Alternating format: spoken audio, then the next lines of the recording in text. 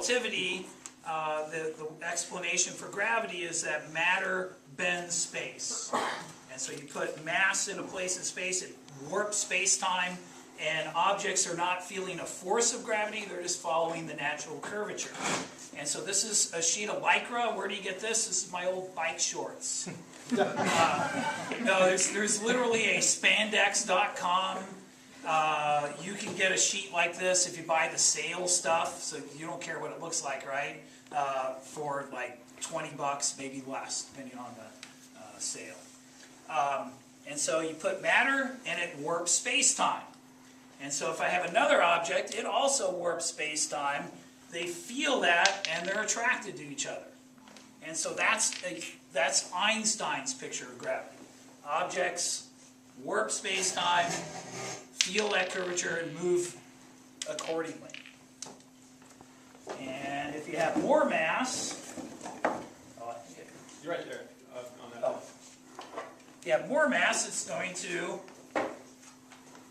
bend space-time more. And so if you have objects here, they are going to respond to that, right? And so you put something there, now it's attracted. Now, in reality, that big mass would feel the warping of space-time by the marble too, right? It would move a little bit, but we usually ignore that. You know, the Earth makes the sun move a little bit, but it's so small you can ignore it. The moon makes the Earth kind of wobble around a point 3/4 of the way from the center of the Earth. We usually don't account for that when we're looking at satellite motion. Well, instead of just letting go of one, what if I give it a sideways push? Now it orbits. Now it's losing energy, which wouldn't happen in the solar system, right? Not noticeably. There's some perturbations from other planets and things, but this one does lose energy and spirals in. If I don't push it as hard, it will do an ellipse for a while anyway. And let's get some more here. So one of the things I thought of to do with this is when you study the solar system, all the planets are going around the sun the same way. Why is that?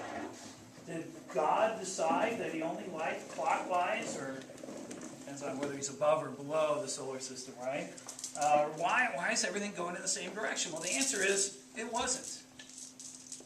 Different directions. But there was a preferred direction. The disk it formed from had a slight preference one way versus another, and things going the opposite way got eliminated, and when it's all said and done, everything's going the same way. That works 90% of the time. Is it like the toilet flushing? Southern Hemisphere? Wow, can you do that again? And so, it won't work then. And so I have slightly more in one hand than another, but I don't consciously do that. And you want to get them so they spread out a little when you throw it. It's because they're colliding with each other that you... The ones going the wrong way get eliminated, right? Now there also would have been, this is where this analogy breaks down. There's, another dimension, right? But those things that were out of the plane also, that weren't near the preferred plane, also got eliminated. And so that's kind of cool. Now my students use a PHET simulation called My Solar System. And so they've seen all this on the computer. And when we do this during our special relativity unit, they're like, hey, it's just like the computer. That's kind of cool that a stretch sheet of Lycra models things, it's not just like it, but similar to the computer. Now, some things we discovered using this, also had just some larger marbles, might as well put them out, but they bend space-time too, right? And so maybe,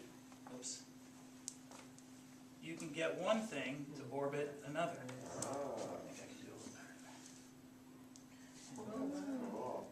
There we go. Oh my God. So the Earth-Moon system, maybe?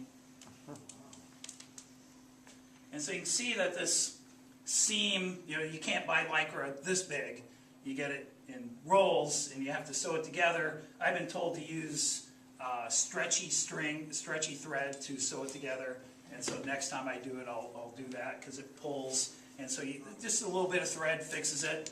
And so in the morning, when I first set this up, I'll have it leaning against the table. I'll be underneath fixing holes from last year. One time my principal walked in.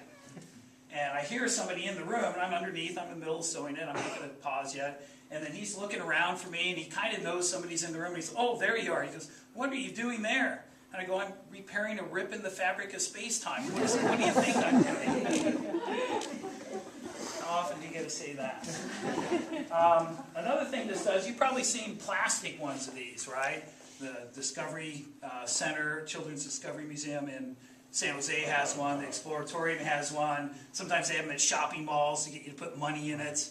But one thing you can't do with those is put two masses in.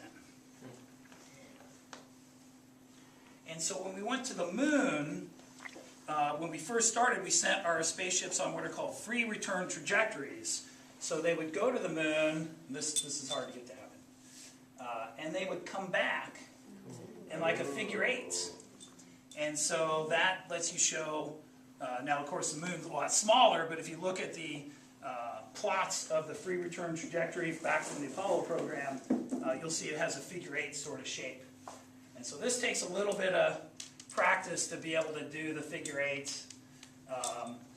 These clamps around here, you can adjust it to make it tighter if it's not working. So Steve and I, when we set this up in the morning, we played around with it, and actually I think it was working better than it usually is. All of this, so not easy to do. And so I go through that. One year, a kid who read some stuff about the dark energy. We have our dark energy pole. It's over there. I happen to have an extra pole. I guess any of these would work. And so I'm just thinking, oh, dark energy, what is that? That makes everything come apart, right? And so dark energy would be that. And so stuff goes apart rather than toward it. So if you can work in dark energy anytime, right? And so I go through that spiel. Maybe it takes me 10, 15 minutes talking with the kids, just stuff they're not familiar with.